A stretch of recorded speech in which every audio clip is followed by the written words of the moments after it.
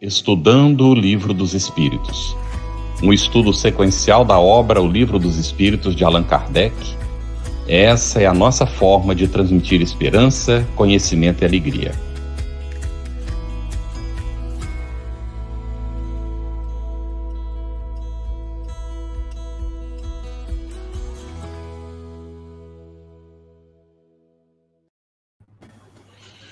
Nossa saudação fraterna a você que está nos acompanhando nesse Estudando o Livro dos Espíritos. Muito boas-vindas. Satisfação imensa estarmos aqui para a continuidade do nosso estudo. E aí cumprimento a querida Cris, com quem nós dividimos aqui essa atividade, e também damos as boas-vindas às nossas intérpretes para Libras, Andréa Beatriz, que já está aí conosco. Ela é da Comunhão Espírita de Brasília, e também a Ariane, que vai daqui a pouquinho também auxiliar aí, não é, Ariane? Na interpretação também. Ela é do Departamento de Inclusão e Acessibilidade da USE Intermunicipal de São José do Rio Preto, e ambas são membros da equipe de intérpretes da CONCEB. Cris, vamos lá? Vamos lá, né? Que bom, eu ia manifestar minha alegria de estarmos novamente juntos para mais uma segunda-feira, estudando o Livro dos Espíritos. Estamos com os nossos convidados aqui, mas quero apresentar o nosso convidado, grande amigo que está de volta, o Tarsilo Rangel Nascimento, doutor em Física, professor do Instituto de Física da USP de São Carlos, é orador espírita também, e frequenta a Sociedade Espírita Obreiros do Bem. Otacílio, uma alegria tê-lo de volta aqui, meu amigo. Obrigado, Cris. Para mim também é uma grande alegria de estar com vocês, com o Carlos, com o André, e conhecer a Thelma hoje. É um prazer, e eu também estou muito feliz de estar com vocês. Muito bem, nós temos então também conosco hoje a Thelma Machado, que tem estado nos últimos estudos conosco, é membro da Academia de Letras Espíritas do Estado de Sergipe, ALESE, é delegada em Sergipe da Associação Brasileira dos Magistrados Espíritas, da ABRAME, e é facilitadora de estudos e palestrante espírita. Muito bem-vinda, Thelma. Obrigada. Boa noite, Carlos. Boa noite, Cris. Está sendo um prazer te conhecer, viu? E que Deus nos abençoe. Muito bom, meus amigos. Então, vamos arregaçar as mangas, porque nós já dizíamos que segunda-feira agora não é mais o Dia Internacional da Dieta, é o dia de estudarmos o Livro dos Espíritos. E hoje nós vamos nos debruçar sobre um tema bastante instigante, que é o tema sobre a progressão dos espíritos. Vamos analisar as perguntas 114 a 119. E para o Otacílio, nós já lançamos a primeira pergunta. Otacílio, os espíritos são bons ou maus por natureza, ou são eles mesmos que se melhoram? Como é que funciona isso? Eu estive pensando, por que será que Kardec fez essa pergunta? E aí a gente pode observar que é assim que a gente pensa dos homens. A gente pensa que os homens são maus ou são bons por natureza. E há até ditados estranhos que a população usa, né? Pau que nasce torto, não tem jeito, morre torto, né? Porque as pessoas pensam assim. Então, Kardec, imagino que ele deve ter se inspirado nessa colocação da humanidade, das pessoas, e propôs isso aos espíritos. Mas é interessante porque ele propôs isso aos espíritos, porque os espíritos são imortais. Então, se eles forem bons ou maus por natureza, não tem solução. Não é? Então, essa pergunta é de muita importância. E a resposta dos espíritos são, assim, de uma clareza brilhante. São os próprios espíritos que se melhoram e, melhorando-se, passam de uma ordem inferior para outra elevada, mais elevada. Então, aqui Kardec deixa claro que os espíritos evoluem, que eles crescem, que eles adquirem valores, que eles saem de uma posição e podem alcançar outra através do seu próprio esforço. Então, isso faz a gente mudar de opinião também sobre os homens e as mulheres. Porque se os espíritos mudam, os homens e as mulheres mudam também. Então, ninguém nasceu torto e vai morrer torto, porque todo mundo tem conserto. Basta que se eduque para isso. Então, essa pergunta é muito importante e a resposta é maravilhosa, porque ela nos dá uma diretriz imortal para a nossa vida. Muito interessante o que o Tarsilo comentou. E antes da gente começar, lá pelas 7h13, já a Brígida estava conectada e mandou uma mensagem dizendo que todos deveriam saber do Espiritismo, pois somos o próprio Espírito. Esse corpo nosso é só uma morada temporária, o Espírito nunca morre. E olha aí o que é interessante nessa pergunta e o que o Tarsilo comentou para a gente. E além de a gente não morrer nunca, nós evoluímos constantemente. Nós estamos progredindo, nós nos melhoramos. E agora, Thelma, vamos lá para 115. Essas questões de Kardec são maravilhosas para entender a nossa própria realidade, não é? Dos espíritos, Thelma, pergunta Kardec, uns terão sido criados bons e outros maus? Pergunta também excelente, Kardec, né? Um exímio educador, uma honestidade intelectual a toda prova, Kardec tinha, detalhista aos extremos, extremamente cuidadoso também, inclusive Herculano Pires, ele tem um livro muito bom, sabe, Carlos e Cris, chama, aliás, qual o livro de Herculano Pires que não é bom? É verdade. Esse livro, especificamente, ele trata da evolução espiritual do homem.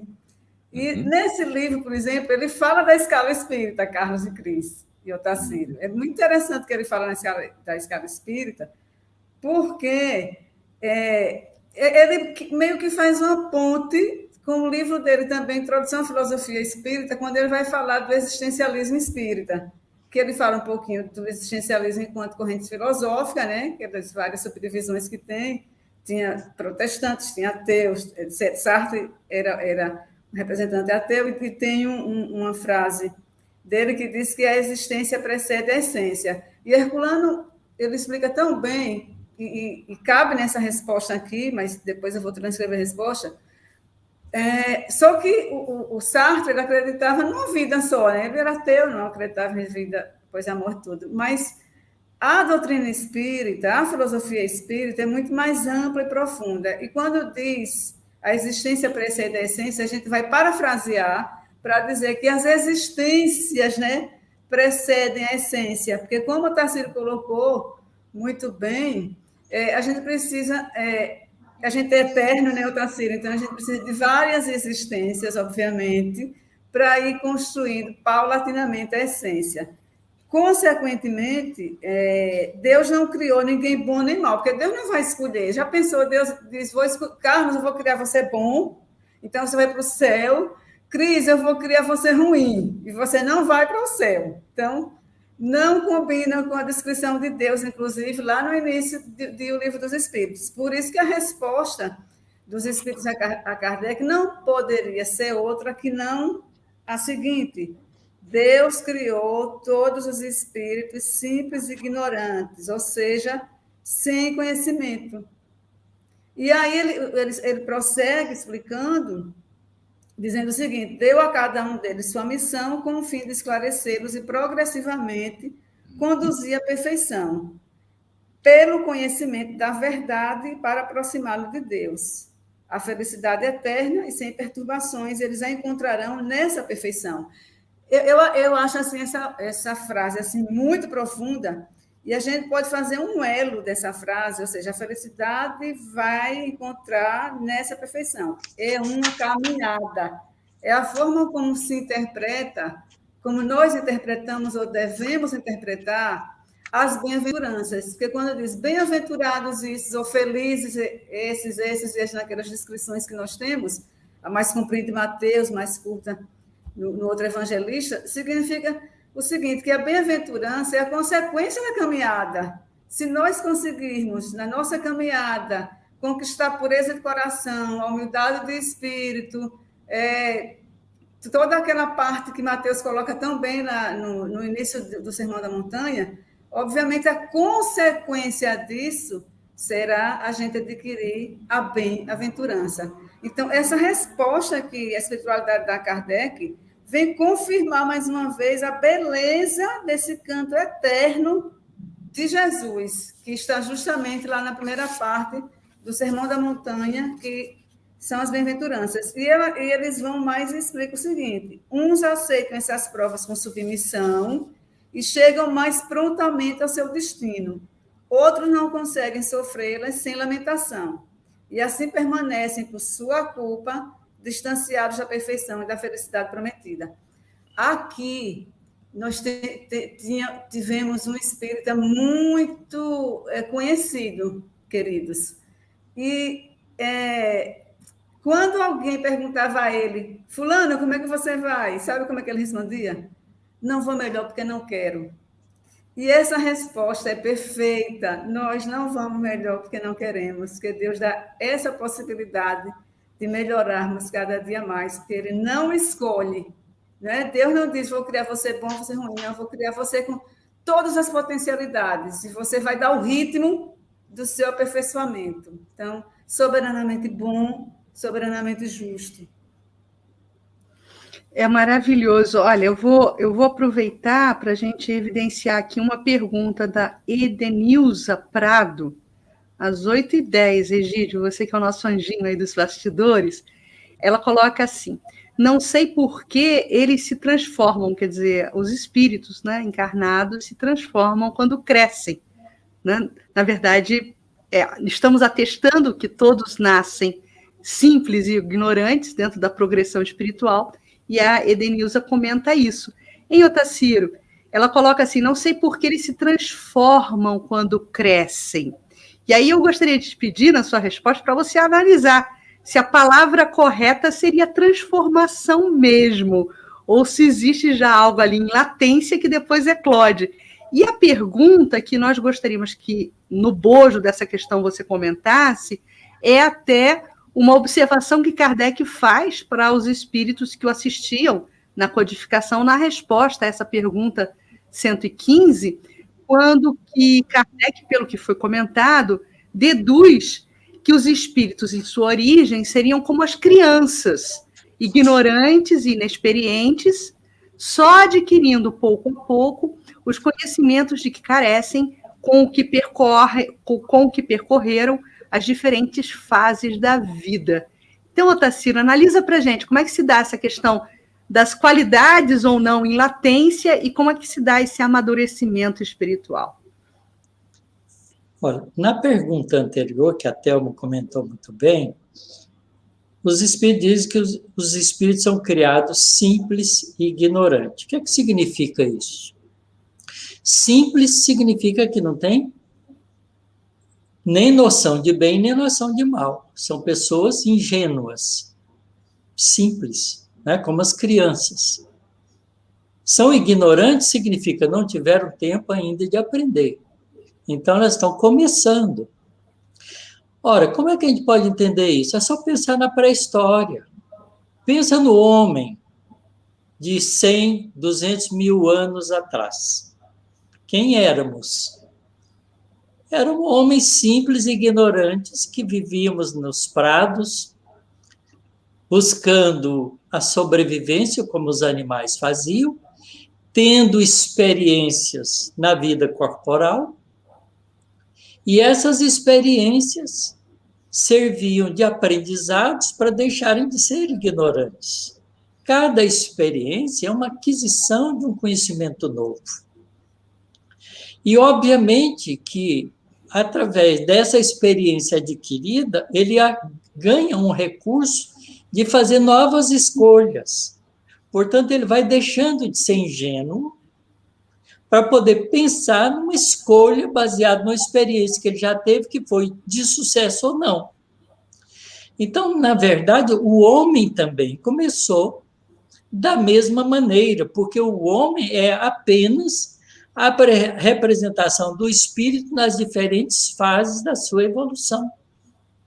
Então, o homem pré-histórico era um homem simples e ignorante, né? Mais atrás do que pré-histórico, porque pré-histórico ele já tinha muita coisa adquirida, porque a pré-história é de 15 mil anos atrás, 12 mil anos atrás, a gente considera pré-história, porque a gente ainda não tinha recursos de construir documentação do conhecimento adquirido, portanto, fazer história. Não é? Então, é natural que esse ser simples e ignorante, que começa a vivenciar a vida material, com a capacidade agora de auto-identificação, porque o homem, lá atrás, diferente dos animais, ele sabia que ele era um indivíduo diferente dos outros. Portanto, ele tinha consciência da sua individualidade. E a experiência que ele adquiria era dele, não era dos outros. Então, isso vai ajudando o espírito a se firmar sobre os próprios conhecimentos que vai adquirindo e não vai se transformando, vai se aprimorando, vai enriquecendo de experienciações em experienciações, acumulando uma memória consciencial diferente da instintiva que ele fez no reino animal, para poder, com isso, ir elaborando cada vez mais experiências novas e evoluindo naturalmente. Portanto, começa como criança. Essa imagem que Kardec faz, a criança é boa, mas ela só tem um defeito, é que no homem, o homem morre, e o espírito não. Ele continua acumulando essas experiências ao longo das múltiplas existências que ele vai tendo. E não só nas múltiplas existências no corpo físico, porque à medida que ele vai ampliando a consciência que ele tem sobre si mesmo, ele vai também tendo uma experienciação entre uma encarnação e outra, portanto, no mundo espiritual, e vai se descobrindo espírito, até adquirir a consciência de que ele é um espírito imortal. Então, são várias consciências que o espírito vai adquirindo ao longo da jornada evolutiva. A primeira consciência é que ele é um indivíduo, diferente dos outros. A segunda consciência é de que ele se torna responsável no meio coletivo, porque aquilo que ele faz não fere ou não beneficia só a ele, mas aos outros que convivem com ele. Então, ele desenvolve uma consciência de responsabilidade coletiva. Familiar primeiro, depois grupal. E, por fim, né, que bom que se a gente tivesse hoje essa consciência de humanidade já. Né? Mas, ao mesmo tempo, nas experiências entre encarnações, ele vai adquirindo a consciência da própria realidade espiritual, até que ele se descobre, no mundo espiritual, espírito imortal. Então, quando ele nasce de novo no novo corpo, ele já é um espírito diferente, porque ele pode, no corpo físico, ter conexão consciencial com o mundo espiritual. A partir daí, ele vira o dono da sua evolução, porque ele já conhece as leis, não só que rege a vida material, mas também que rege a vida espiritual. E é isso que a doutrina espírita vem nos oferecer como adiantamento, essa consciência da realidade espiritual. Então, a gente, de criança, vamos virar espíritos angelicais. Que maravilha! Todo um processo evolutivo ao longo de milênios, não é? De construção, Eutaciro, maravilhoso isso. E nós vamos construindo de fato, e o Eutaciro destacou algo fundamental, não é? Esse segundo nível de consciência da responsabilidade. Nós estamos sendo chamados a isso. Nós não somos vítimas de nenhum processo, nem Deus nos castiga em nenhuma situação. Nós simplesmente recebemos o retorno daquilo que nós fazemos ou deixamos de fazer quando precisamos agir, não agimos em favor da coletividade. Nós vamos aprendendo isso com o tempo, não é? Mas vamos atender algumas perguntas que estão aqui no chat também. Agora, Cris, a Cida Ferraz perguntou, Thelma, qual o livro do Herculano Pires que você recomendou? É Evolução Espiritual do Homem. A Evolução Espiritual do Homem, tá. Ô Carlos, e depois dessa explanação maravilhosa de Otacílio, tem no livro de Leon Denis, Problema de Ser Destino da Dor, editora FEB, de 2013, página 90 e 91, eu acho que Denis dá o fechamento disso tudo, quando ele diz o seguinte: na planta a inteligência dormita, no animal sonha, só no homem acorda, conhece-se, possui-se, torna-se consciente. A partir daí, o progresso de alguma sorte fatal nas formas inferiores da natureza só se pode realizar pelo acordo da vontade humana, nas leis eternas. Exatamente na aquisição dessa responsabilidade, né? Não já vai ser mais automático. Maravilhoso. É maravilhoso isso, né? Isso aí. Eu já fiz um alerta anteriormente para o pessoal. Você, nesse estudo, conserve ou tem a sua telinha para anotar, porque tem gente que tem muita facilidade, pega o celular e já vai fazendo as anotações, não é? Ou no tablet.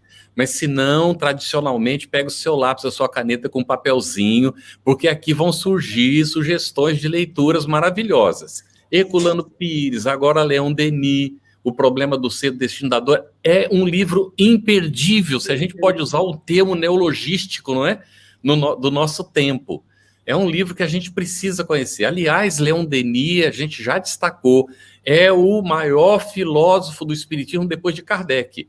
E depois vem Herculano Pires do Brasil, um dos maiores filósofos espíritas, não é, reencarnado do Brasil. O metro que melhor mediu Kardec, Herculano, segundo Emmanuel, né? Maravilhoso. Inclusive, como a gente está estudando, e a mania de jornalista, né? De elencar palavras-chave. Eu acho que a palavra-chave do estudo de hoje é autonomia. Porque quando nos tornamos humanos, ganhamos da providência divina a autonomia. É isso. Né? É até uma pergunta que a Ângela nos faz, Ângela Jucá Sancho. Ela diz o seguinte: quando o princípio inteligente adquire a consciência, chega à escala nominal. Hipoteticamente, esse espírito se encontra na escala zero, pergunta ela. Se inclinam para o bem ou para o mal? É por aí, quer dizer, a gente está numa... A partir do momento que o homem adquire essa autonomia, ele dá o pontapé inicial nessa escala zero aí, da busca por essa evolução? Otacílio? Essa pergunta é muito interessante, porque ela vai nos colocar nos posicionamentos das diferenças que a gente vai criando em relação aos outros. Como é que surge a ideia do bem e do mal? É claro que a ideia do bem e do mal tem que surgir pelo prazer ou desprazer das coisas, das experiências primeiras. Você é um homem lá de 200, 300 mil anos atrás. Você procura e encontra uma árvore que tem fruto. Você come aquele fruto e passa mal. Então, aquele fruto é ruim trouxe uma experiência desagradável. Mas se o fruto é bom, ele trouxe uma experiência agradável. Então, o ser humano que está aprendendo, o ser espiritual que está aprendendo com a experienciação, vai acumulando essas informações de agradável e desagradável, não só nas experiências com a natureza, mas com as experiências entre indivíduos. Então, quando um indivíduo fere por alguma razão de disputa de um alimento, de qualquer coisa, vai gerar um sentimento de agradável ou desagradável, de bem ou de mal primitivo, que depois vai se tornar moralmente um conceito de bem e de mal, muito mais tarde. Então, é através da experienciação que a gente vai desenvolvendo esses conceitos. Obviamente que a nossa reação na experiência do agradável e desagradável é que vai nos caracterizando, porque você pode reagir de uma maneira, puxa, essa fruta eu não vou comer mais, nem vou recomendar para o meu grupo. Mas você pode falar assim, mas eu não gosto daquele fulano, vou recomendar para ele passar mal. Então, essa decisão de ter arquivado informações e utilizado ela no passo adiante é que vai caracterizando o indivíduo na escolha do caminho. E vai fazendo com que ele se sinta feliz porque ele prejudicou o outro que ele não gostava, ou se ele se sente feliz porque ajudou o outro que ele gostava. Então, esse desenvolvimento é um desenvolvimento lento. A gente vê isso no processo educacional das crianças também. Não é? Professor que observa a interação com as crianças, entre elas, vai dando essas dicas para as crianças para que elas percebam o resultado dessas experiências. Então, como que a gente se repetisse essa experiência no nosso desenvolvimento humano? Mas isso vem ao longo de milhares e milhares de anos, acumulando experiência e fazendo com que cada um de nós registrasse na memória consciencial aquilo que decidiu. Portanto, ele vai escolhendo o caminho dele. E esse caminho é a história de cada um. Nós somos diferentes, porque a nossa história é diferente uma das outras. Muito então, bem. Fica bem caracterizado. Ótimo. E Otacílio, então, e a gente vai vendo que as escolhas vão tendo, então, consequências agradáveis ou desagradáveis, e com o tempo vai surgir o desenvolvimento da intelectualidade e a compreensão do bem e do mal por suas consequências, não é? Porque o mal sempre traz consequências negativas para o próprio indivíduo, não é? E pela própria conceituação, Carlos, dos que estão à volta. Porque eles vão fazendo juízo disso também. Ótimo. E vão caracterizando ou vão classificando o indivíduo. Esse sujeito não serve para ser companheiro. Esse sujeito serve para ser companheiro. E a exclusão ou a inclusão social vai arrefecendo ou modificando no indivíduo as decisões novas que ele vai tomar. Então, a sociedade interage com o indivíduo interage com a sociedade. E o aprendizado é coletivo. E vai criando esse senso social de bem e de mal. Muito bem, Thelma. Houve aqui atrás uma pergunta, às 8h13, do Arthur Teles. Arthur, vamos só aqui, o português tem um pega que a gente cai muitas vezes. De encontro aí em sentido contrário, tá bem? Então, se você coloca de encontro, é contra. Então, você não estaria querendo o conhecimento. Agora, em português, querer o conhecimento é ir ao encontro do conhecimento. Então, atenção com esse pega do português aí, que isso é provinha de concurso, inclusive. Então, quais os caminhos para irmos ao encontro do conhecimento da verdade e nos conectarmos com a nossa essência divina, Thelma? São vários os caminhos, né? Inclusive, em uma de suas parábolas terapêuticas, a Lírio traz uma coisa muito interessante, que eu acho que ele, psicoterapeuta, tudo, é muito útil, que ele diz que é em relação à ação da vontade, né? Aquelas subdivisões que ele faz, da ação da vontade, da força de vontade, da competência, do alto amor e da busca da felicidade. Então, é preciso ter essa ação da vontade, que se manifesta como? A força de vontade, você precisa ter essa força de vontade, que é a disciplina, porque a gente costuma repetir muito que a doutrina espírita prega muita tolerância. E tá mesmo, a tolerância é pregada desde lá atrás, filósofo Locke, né, carta acerca da tolerância. Entretanto, ela também nos ensina a disciplina. Então, a gente precisa ser tolerante com a gente mesmo, sim, mas e com os outros, evidentemente, mas precisa também ter disciplina. Então, essa busca do conhecimento que é necessária, porque a gente sempre retorna àquelas duas asas que Emmanuel fala, ela é essencial para que se busque o conhecimento, não somente o conhecimento, mas o conhecimento pertinente, como aqueles pilares, né? A busca, aqueles pilares da educação. Então, que tipo de conhecimento? Conhecimento pertinente significa você ter condições de buscar estudos que ajudem a construir a sua essência divina. Como é que a gente costuma falar na doutrina espírita? É muito importante se estudar, que a gente estude as obras básicas, porque elas vão servir de parâmetro para a análise das demais obras. Se a gente não estuda as obras básicas, pode ser que obras lá na frente, que de alguma forma firam a doutrina espírita, a gente não tem parâmetro para comparar. Por isso que não basta o conhecimento, é preciso também que se busque o conhecimento pertinente.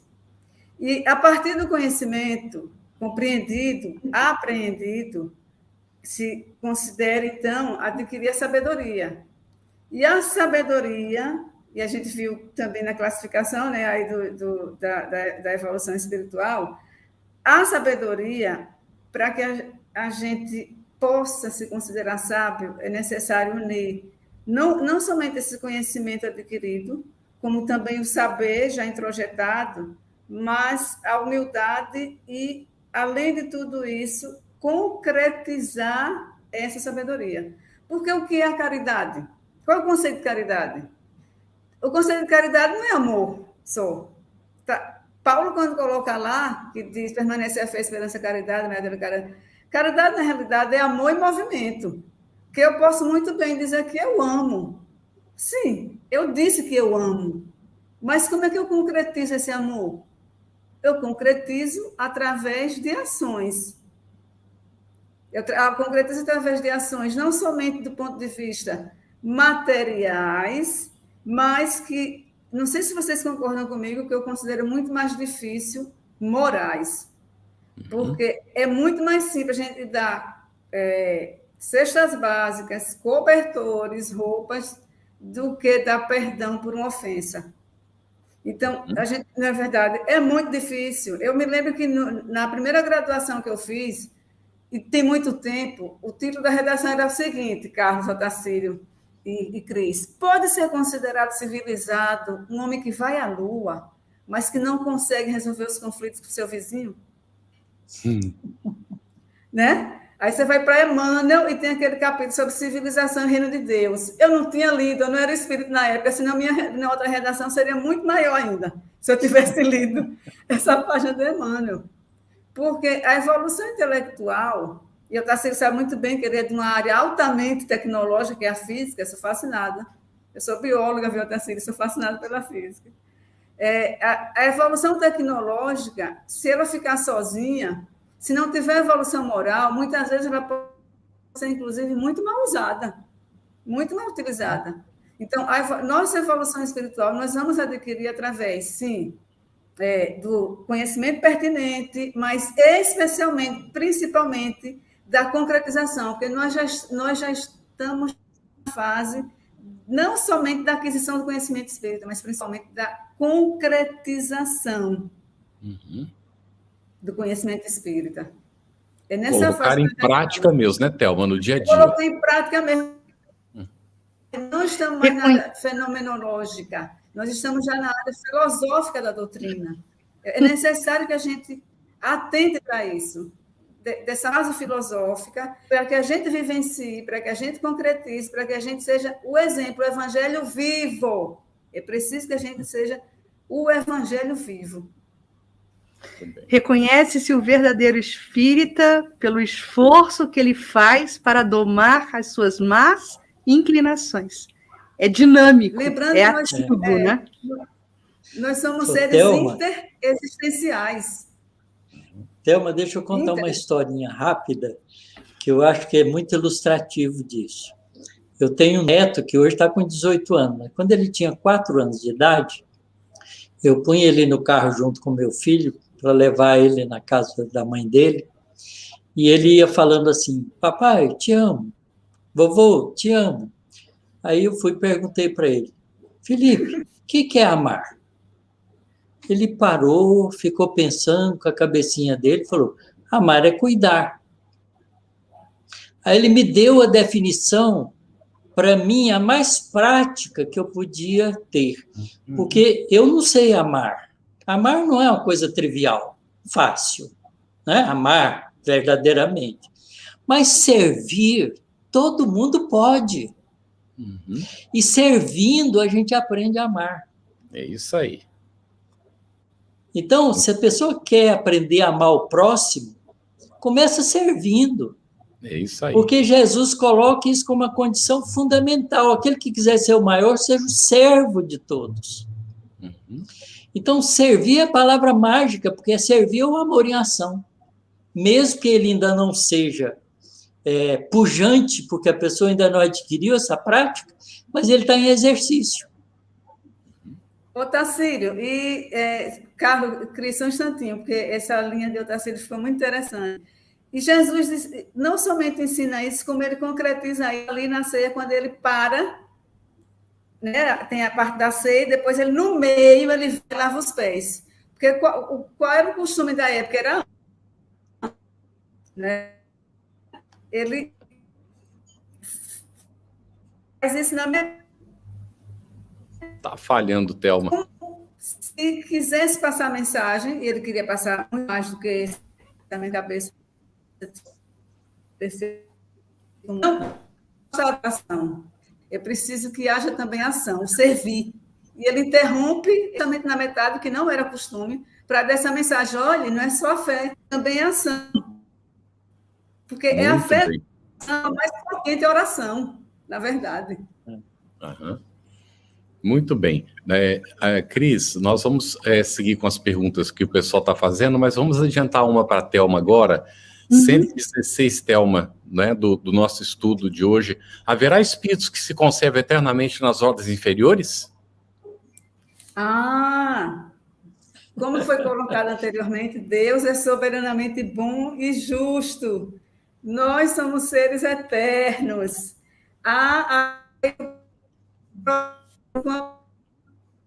Que Cris adora, que é inexorável, entendeu? Nós não temos como fugir do progresso espiritual, né, Cris? Não tem como. Então, consequentemente, a resposta só poderia ser que não. Todos se tornarão perfeitos. E eles vão, a pouco e pouco, alguns, vai depender muito, né, de cada um, de suas escolhas, seu livre-arbítrio. Alguns mais devagar, outros um pouco mais depressa, né? Enfim, e aí, uma vez, um pai justo e misericordioso não pode banir eternamente seus filhos. Querias que Deus, tão grande, tão justo, tão bom, fosse pior que vós mesmos? Nós, pais terrenos, às vezes a gente tem que dar um castigo que os psicólogos dizem que a gente tem que chamar de consequência. Então, quando eu ia fazer isso com meus filhos, eu vou aplicar agora uma consequência, viu, em vocês. Enfim, a gente faz isso lá no fundo, né? Não sei você, Cris, disse que a mãe tem o coração mole, né? Mas, enfim, doida para que acabe aquilo, sabe que tem que aplicar, mas assim, ai meu Deus, tomara que acabe logo isso, porque o sofrimento deles é o nosso também. Agora, imagine Deus, né? Cujo amor é assim incomensurável, não tem como a gente comparar, etc. Ele jamais permitiria. E quando a gente lê O Céu e o Inferno, Carlos, eu me lembro quando eu li O Céu e o Inferno, eu fiquei muito impressionada, porque eu sou de família católica, minha avó é protestante, minha mãe é católica, mas todos os tipos de mediunidade. E eu conheci a doutrina espírita, eu digo formalmente, porque eu acho que eu já conheci antes, já com 30 e tantos anos, e ficou ali O Céu e o Inferno, meu Deus, quanta lógica, como é que eu não percebi isso antes? Porque o céu e o inferno é de uma lógica. Ele tira o véu, assim, não é, Carlos? Assim, não tem como argumentar contra. Meu Deus, isso é uma coisa importante, o céu e o inferno. Porque como a gente vai conceber, assim, um céu eterno, um inferno eterno? Aí você tem uma mãe, uma pessoa maravilhosa, caridosa, pratica todas as caridades, a moral, a espiritual e tudo. Só que tem um filho muito equivocado. Me diga como é que essa mãe seria feliz no céu, sabendo que o filho está no inferno. Não teria felicidade nem para os justos, na verdade. A conexão da Thelma está falhando. Está falhando a conexão da Thelma. Vou aproveitar aí, Cris. Olha, você de casa anotou O Céu e o Inferno? De Allan Kardec. Leitura também imprescindível para o espírita. Vamos lá, Cris. Então, tem uma pergunta aqui do Sérgio Rocha que está relacionado com a questão, não é? Está relacionado, e a gente vai colocar para o Taciro a pergunta do Sérgio Rocha junto com a pergunta da Andréia Henriques, que está no mesmo contexto. O Sérgio fala o seguinte: um espírito pode subir da terceira ordem para a segunda ordem, ou seja, evoluir, né, na escala espírita sem a reencarnação? Então, a questão do Sérgio é como se dá essa progressão. E a Andréia, Otacílio, pergunta o seguinte: a evolução se dá tanto no plano espiritual quanto na matéria, no plano onde estamos encarnados? Explica para a gente isso, Otacílio. Ótimo, muito bom. A gente precisa compreender que a reencarnação é o processo evolutivo enquanto o espírito precisa da vida material. E vai além, não é? Porque a reencarnação faz parte do processo de evolução do princípio inteligente nos reinos inferiores ao hominal. O gato reencarna, o cachorro reencarna, o elefante reencarna. Reencarnar é voltar o princípio inteligente para continuar experienciando, enriquecendo a sua memória, primeiro instintiva e depois memória consciencial, através da vida material. Porque a vida material é o mecanismo de aprender mais rápido. Então, a reencarnação é o processo. Não existe evolução sem reencarnação. Aliás, Jesus já diz isso. Ele diz isso para Nicodemos: ninguém verá o reino do céu se não nascer de novo. Sim. Ninguém é regra para todo mundo. Não é? Jesus deixa isso como regra absoluta. Ninguém pode ver o reino do céu se não nascer de novo.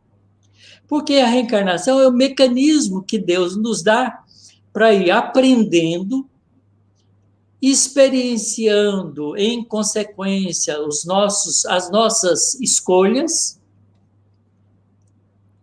e, ao mesmo tempo, experimentando no corpo físico se a gente realmente aprendeu. Então, é um mecanismo. Não há como um espírito sair do nível, né, da classificação que Kardec coloca para outro sem reencarnar. É através da reencarnação. Por isso, tem uma outra resposta que os espíritos dão para Kardec, que é muito importante. Deus não tem pressa. Quem devia ter pressa somos nós. Porque se a gente tiver pressa, a gente aproveita o tempo de maneira adequada e progride mais depressa.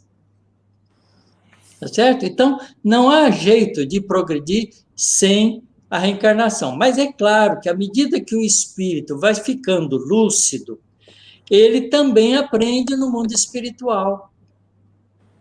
Exemplo claro disso é a evolução do André Luiz, do Nosso Lar, para o último livro, E a Vida Continua.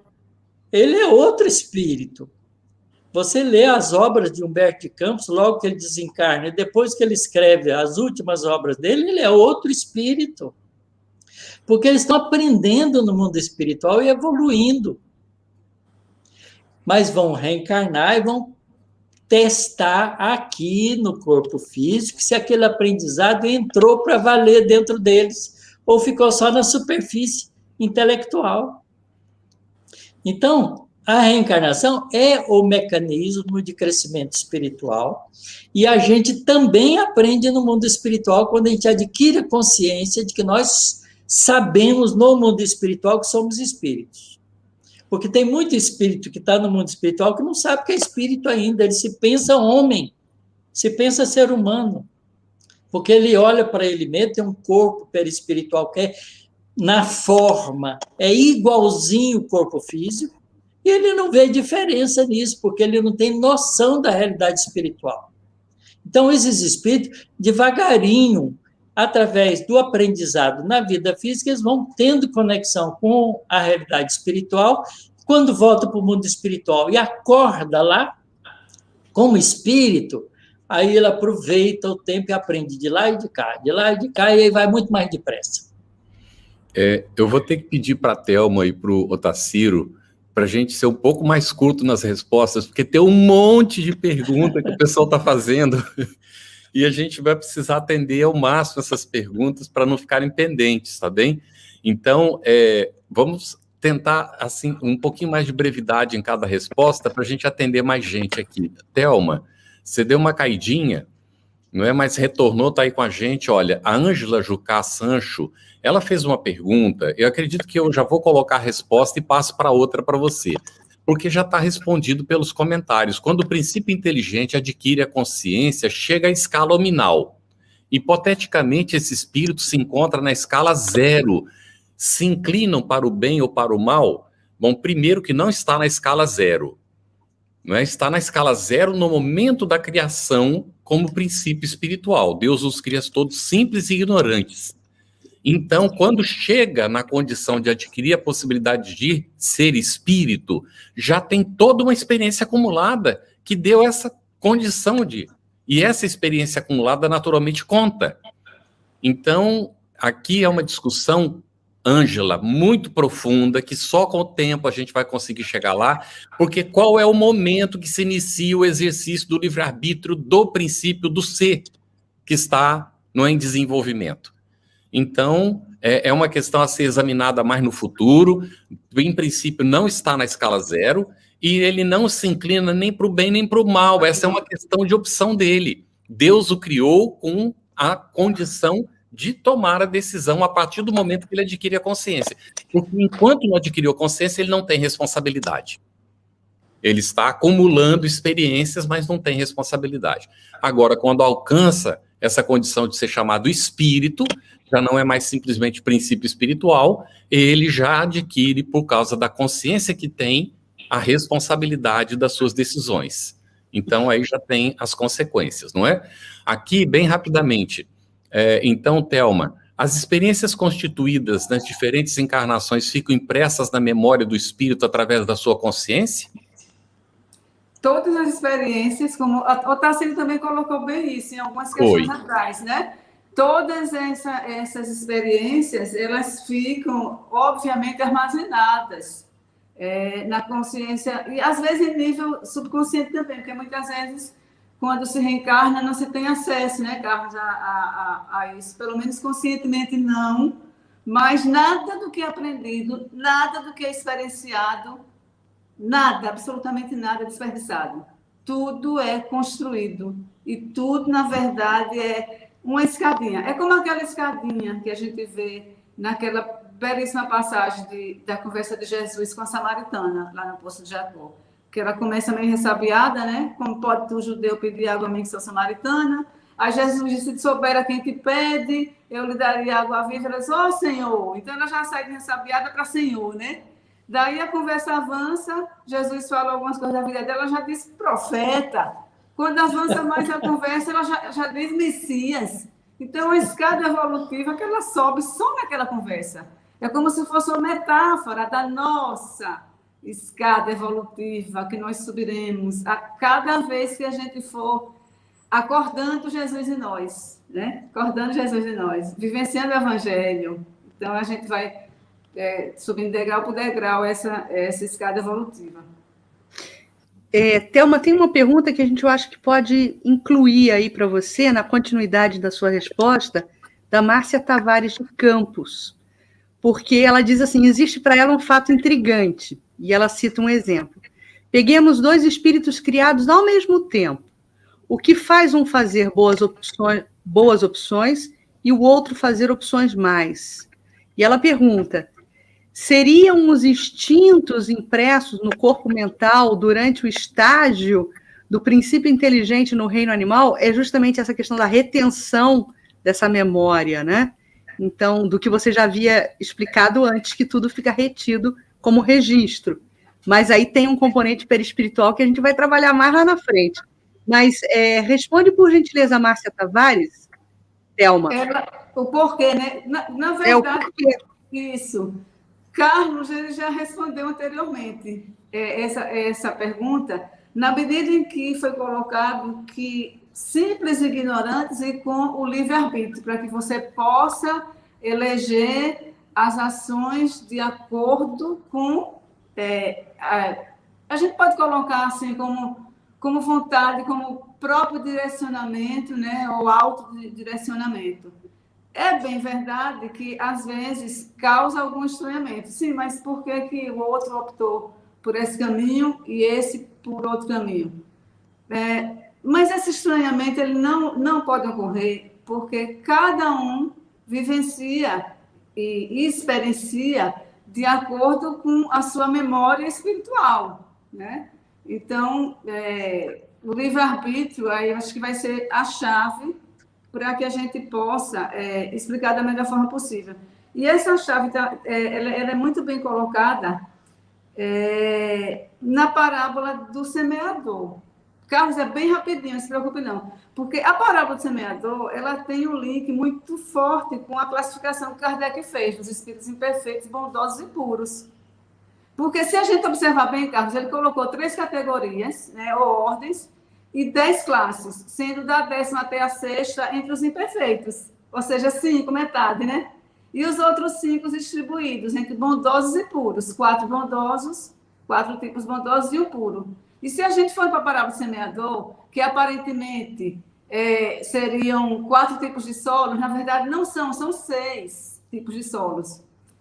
Entre a beira do caminho, entre as pedras, entre espinhos. Aí dizia o fértil, mas só que o fértil rendia 30, 60 e 100. Então está divididinho também no meio. Então tem esse link com essa escala evolutiva. Porque 30, 60 e 100 significa os rendimentos. A gente poderia colocar 100 lá, o espírito puro. Então, passa por aí, porque muitas vezes esse espírito, sabe, Cris, ele vai se comportar como aquela semente à beira do caminho, ou seja, vem ave do céu, está totalmente voando, não adianta você falar nada de espiritualismo para a pessoa, ela não está nem aí, vai passar assim, totalmente desapercebido, não há interesse nenhum qualquer. Já o outro pode já estar entre as pedras, absorve um pouquinho, mas não o suficiente, etc. Depois esquece, vai adiante, mas já absorveu alguma coisa. Portanto, eu acho que a chave para a gente responder essa pergunta de por que uns caminham mais rápido e outros mais devagar é justamente a utilização do livre-arbítrio. Ô, Thelma, eu acho que vai além disso. Uhum. Você já viu 2 gatos iguais? Aí está. Exato. Eles não são iguais, têm o mesmo instinto, o mesmo banco instintivo, eles têm iguais, mas eles reagem diferente. Isso. Da mesma porque ninhada. Já tem diferenças. Da mesma ninhada, cachorrinhos nascidos da mesma ninhada são diferentes um do outro. Os princípios inteligentes que estão ali se desenvolvendo já são diferentes. Isto. Mas, assim, eles são diferentes, mas não significa necessariamente, eu acho que foi nesse sentido que ela perguntou, sabe, Otacílio? Se já haveriam pré-escolha desse ser mais bem-sucedido nessas coisas do que o outro. E não há essa pré-escolha. Thelma, prestemos atenção. Quando é que efetivamente começa o exercício do livre-arbítrio do ser? Nós não sabemos isso. Exatamente. Nós não sabemos isso ainda.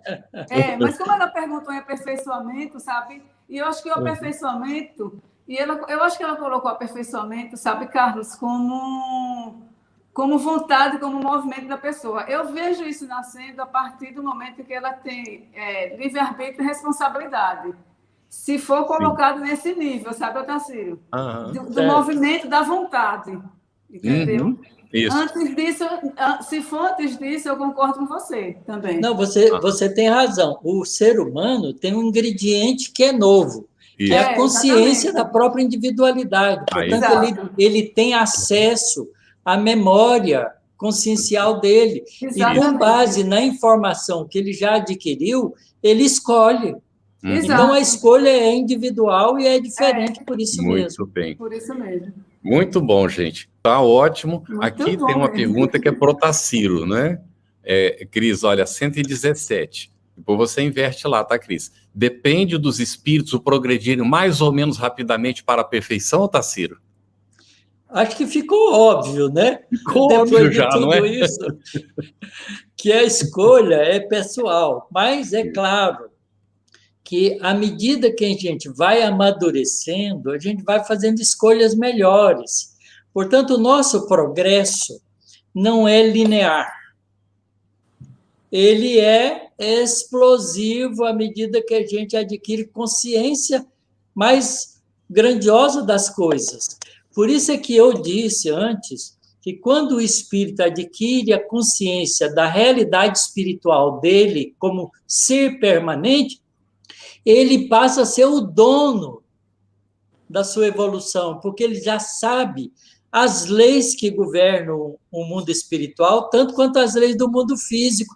Portanto, aí ele sabe a conveniência de escolher na vida física as experiências que enriquecem ele como espírito imortal. Então, ele cresce muito mais depressa. Portanto, essa evolução ela não é linear, ela é uma evolução que é lenta, gradual no começo, mas depois ela vai ficando cada vez mais rápida, porque mais rápidos são os ingredientes que o espírito tem para fazer boas escolhas. E aí ele vai mais rápido. Então, quando a gente entrar no mundo de regeneração, o nosso progresso vai ser muito mais rápido do que no mundo de provas e expiações. E assim por diante. Carlos estava fazendo o formato de espiral e eu acho que é assim mesmo, sabe, Carlos? De vez em quando você fica um pouquinho na horizontal, né? Não cai, mas fica ali, aí depois vai, sabe? Eu achei interessante esse símbolo. E o passo da espiral vai crescendo cada vez mais. Exatamente. Até para a hermenêutica, a espiral também é importante. Você vai partindo de uma base até você ir avançando na hermenêutica. É um bom modelo matemático. É isso aí. Então, somos feitos de luz e sombra, né? Ora luz, ora sombra. E é interessante também, diante de tudo que está sendo exposto, sublinharmos isso, que não existe o mal, existe a ausência do bem.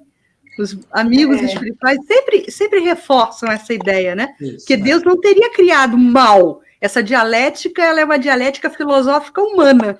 Né? Nós é que dizemos o mal não existe, o que existe é a ausência do bem. Na verdade, eu não sou mal, eu estou mal eventualmente porque estou agindo de maneira inadequada e inconveniente para a minha própria evolução. Pronto. Exatamente. O que atrasa a própria evolução. Sim, exatamente. Tendo em vista isso, Thelma, podem os espíritos degenerar? É a pergunta 118, né? Isso.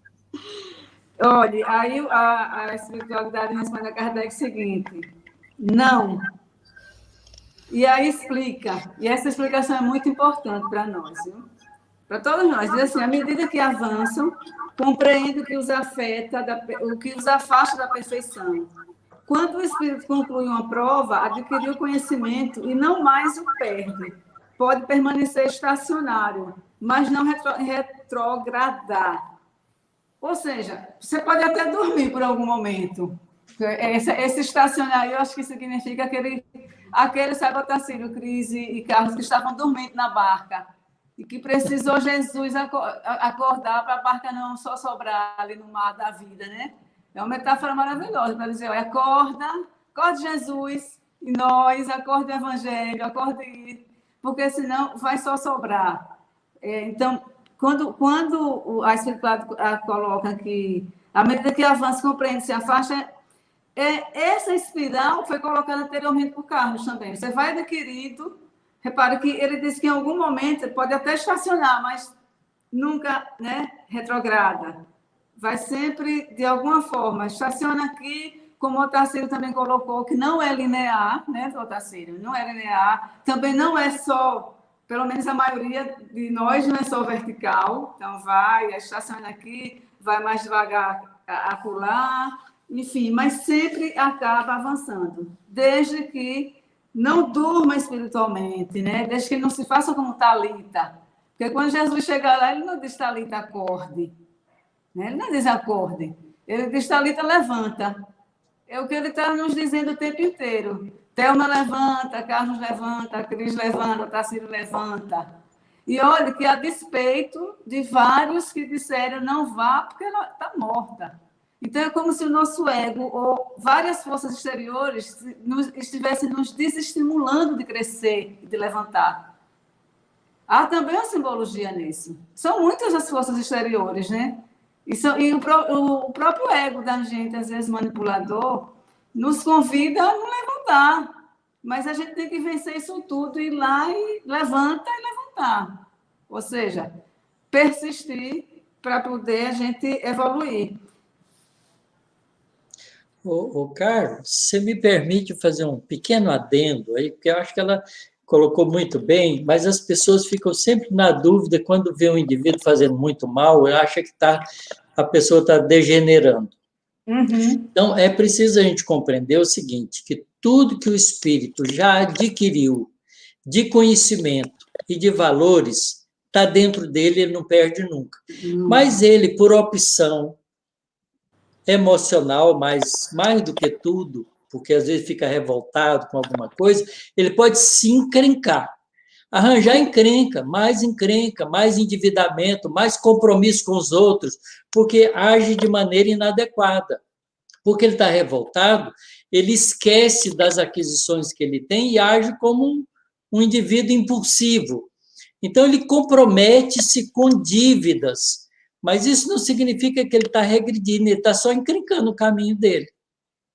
Pedra, né? Então, ele vai, a hora que ele compreender que ele fez bobagem, ele vai se arrepender profundamente e vai tratar de consertar o quanto antes. Só que ele vai ver, puxa, se eu tivesse parado em tempo, não tinha tanto compromisso com o erro. Então, seria mais fácil corrigir, porque era menos coisa. Mas ele não regride, nunca. A rebeldia só atrasa o processo evolutivo, mas aquilo que adquiriu não perde, não é? Não perde, nunca.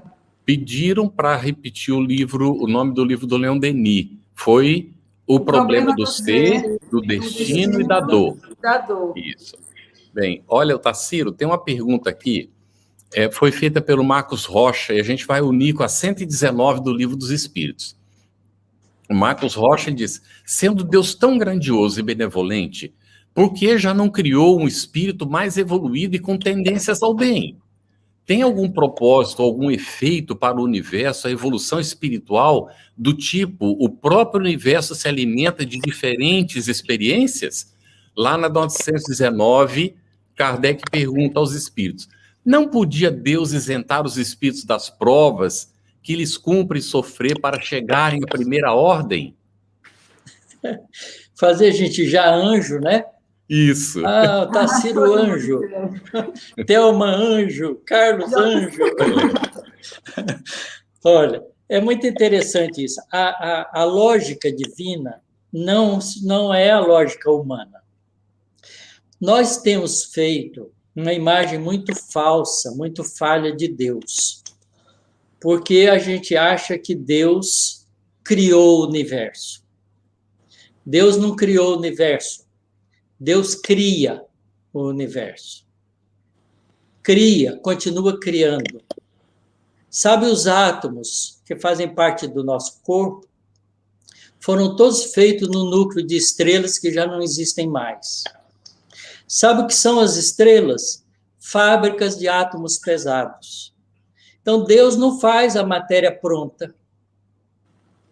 A matéria está sendo feita no núcleo das estrelas, nas histórias das galáxias. Do mesmo jeito que o princípio inteligente está começando do zerinho e vai caminhar pelo esforço, pela experiência pessoal, até atingir a angelitude. Como diz tão bem lá no Livro dos Espíritos, do átomo ao arcanjo, está tudo interligado. Porque é uma lógica na criação divina que é não criar pronto. E para o ser pensante, então é especial isso. Por que é especial? Porque se ele adquire toda essa evolução pelo esforço pessoal, ele sabe utilizar isso de maneira eficiente, porque ele teve a experiência do aprendizado. Então, ele vai ser trabalhador com Deus, porque Deus cria também através das suas criaturas.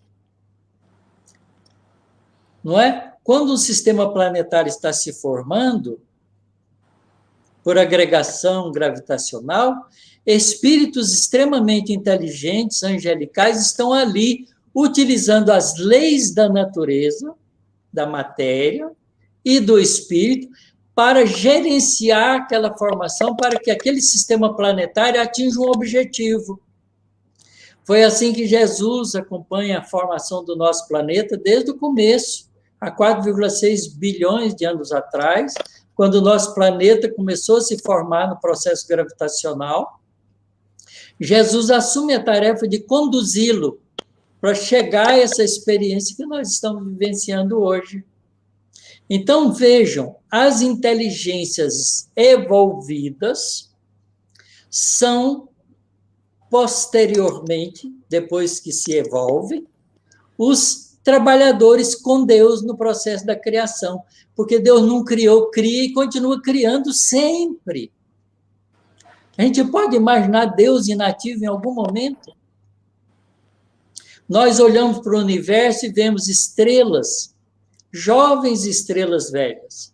Por exemplo, as Pleiades, né, que tem a Alcíone, uma das estrelas mais brilhantes desse conjunto, só tem 200 milhões de anos. São jovenzinhas, não tem sistema planetário formado. O Sol tem 5 bilhões de anos. É uma estrela na meia-idade. E tem estrelas de 10 bilhões de anos, velhas. Então, a natureza continua, porque Deus não criou, Deus cria sempre. E, portanto, ele tem a lei de evolução é uma lei universal, que tanto vale para as coisas materiais quanto para as coisas espirituais. Portanto, não faz pronto. A gente tem que se fazer. E é melhor assim, porque a gente tem o mérito de ter feito. Carlos, Fala, Thelma. Do que ele colocou aí é muito bonito, porque a biologia nos dá essa lição, né? A árvore não nasce árvore. A semente que está ali, enterradinha, ela tem todas as potencialidades.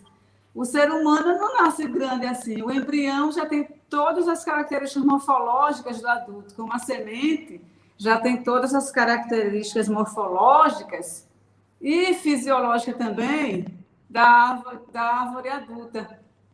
Assim também, nós temos todo esse potencial de desenvolvimento, mas que vai ser a partir da experienciação, como a Tarcísio colocou tão bem nas respostas anteriores. E, rapidinho também, que eu acho muito interessante, que se não se dá salto, às vezes a gente tem muita pressa de levar-se para alguém, aprender a doutrina espírita, que é colocar fórceps, né, Tarcísio? Enfim, e Herculano traz uma lição pequenininha muito boa, quando ele diz o seguinte, olha que lição para nós. Jesus não impediu que Judas o traísse e que Pedro o negasse, nem que Tomé duvidasse de sua ressurreição.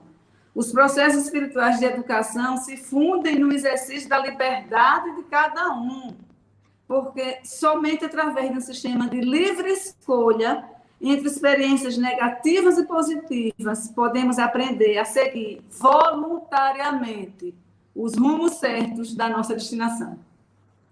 É lindo isso. Thelma acabou de responder agora várias perguntas que colocaram aqui no chat. Não foi? Se você for atento ao que eu estudo, você sabe que a sua pergunta foi respondida, tá bem? Ótimo, Cris. E a gente observando a natureza, aprendendo a ler na natureza, a gente aprende a conhecer como Deus age. É verdade. Exatamente. Cris, para a última, por favor, que o tempo vamos para a última, mas só uma dica de serviço também, rapidamente para a Thelma. O Paulo César Santos pergunta, e acho importante esclarecer, onde encontro uma boa igreja, ele botou entre aspas, espírita em Sergipe. Tem várias Federação Espírita. Bezerra de Menezes, olha, são muitos centros espíritas que tem aqui em Sergipe. Procurar a federação, né, Thelma? Procura a Federação Espírita ali no Inácio Barbosa, perto do Colégio Módulo. Ótimo, então vamos para a última questão, por conta do nosso horário. Para você mesmo, Thelma, poderia comentar, por gentileza, o que Kardec registra no comentário à pergunta 119? Sim. Bem rapidinho, Thelma. Então, eu vou ler o comentáriozinho dele mesmo, que eu acho importante, que as pessoas, né, Carlos? Ele diz assim, que é assim, não podia Deus isentar os espíritos... Não, é aqui. Poderia comentar e dizer assim, como na vida social todos os homens podem chegar aos primeiros postos, também poderíamos perguntar por que motivo o soberano de um país não faz de cada um de seus soldados um general. Porque todos os empregados subalternos não são superiores. Porque todos os alunos não são professores. E aí ele vai e completa dizendo o seguinte, ora, a vida social e espiritual existe ainda a diferença de que a primeira é limitada e nem sempre permite a escalada de todos os seus degraus, enquanto a segunda é indefinida e deixa a cada um a possibilidade de se elevar ao posto supremo. Olha, essa é a chave da questão. Deixa a cada um a possibilidade. Com a potencialidade, a gente vai precisar da ação da vontade para que possa, então, gerar essas possibilidades. Cai naquela frase que eu disse anteriormente, daquele espírita famoso sergipano, que quando perguntava como é que você vai, e ele respondia, não vou melhor porque não quero. E às vezes eu não quero conscientemente, e outras vezes eu não quero inconscientemente. Por isso que é preciso da autoavaliação, né? Da autoanálise de tudo isso. Que o livro dos Espíritos nos explica tão bem, lá no finalzinho, né? Quando Santo Agostinho faz aquilo tudo. Aqueles comentários maravilhosos. Muito bem. Otacílio, a Conceição Dias, se você poderia passar o nome do livro que você falou no estudo anterior e que participou no início desse estudo do Livro dos Espíritos. Do livro que eu escrevi? Isso. Das causas... Deixa eu pegar o livro, eu mostro. Enquanto isso, olha, o Otacílio está pegando o livro. Semana que vem nós vamos estudar os itens 120 a 127 do Livro dos Espíritos, com a continuação desse assunto da progressão dos espíritos. Vamos incluir algumas das perguntas que de repente ficaram pendentes. Então não perca, leia em casa, né, antes, para vir preparado. Olha aí, pode falar, Otacílio. Das causas primárias, o Livro dos Espíritos em sua primeira parte e a ciência de hoje. Ótimo. Esse livro foi publicado pela Federação Espírita do Estado de Goiás e está acabando de sair do forno a segunda edição com um capítulo adicional. Muito bem. Aí fica a recomendação de leitura para você que está interessado em expandir o conhecimento, e nós continuaremos com o nosso estudo. Um agradecimento muito profundo à Thelma, ao Otacílio, às nossas intérpretes, não é, que estão aí, a Ariane e a Andréia, e a Cris, o nosso agradecimento sempre, não é? E a você que está acompanhando aí de casa, nosso agradecimento e nosso abraço muito fraterno. Até segunda-feira que vem. Grande abraço. Boa noite. Estudando o Livro dos Espíritos. Um estudo sequencial da obra O Livro dos Espíritos de Allan Kardec. Essa é a nossa forma de transmitir esperança, conhecimento e alegria.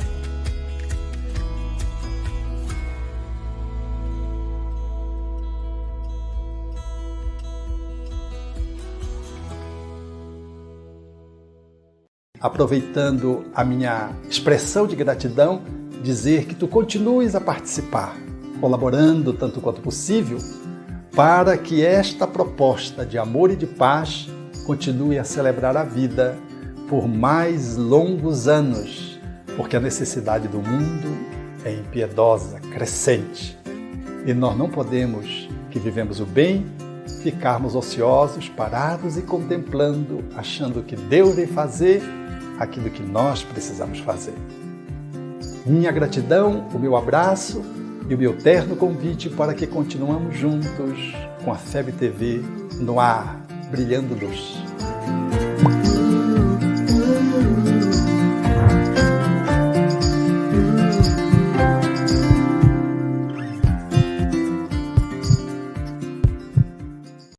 A Federação Espírita Brasileira lança o portal FEB Podcast, com conteúdos em áudio que objetivam esclarecer e consolar corações para uma postura de vida com fé, harmonia e esperança.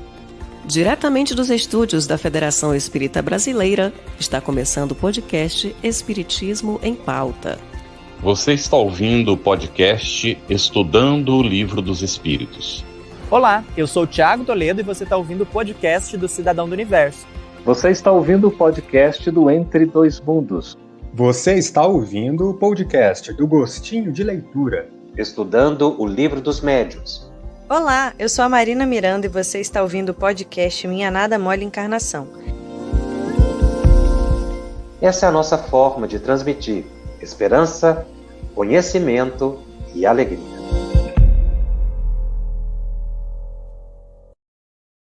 Conheça a Federação Espírita Brasileira, que busca mostrar quem ela é. O trabalho realizado por meio desta instituição centenária, trazendo você para dentro da nossa casa. Como surgiu a Federação Espírita Brasileira? De Augusto Elias, o seu fundador, aos dias de hoje, o que ocorreu? Quem foram e quem são os vultos que fizeram e fazem parte desta história? Qual a relação de nomes como Chico Xavier, Bezerra de Menezes, Ivone Pereira com esta instituição? Qual a sua missão? Como ela atua na formação do homem de bem? Apresentaremos a Federação Espírita Brasileira em formato dinâmico com vídeos, depoimentos, postagens históricas, áudios. Conheça e faça parte desta família.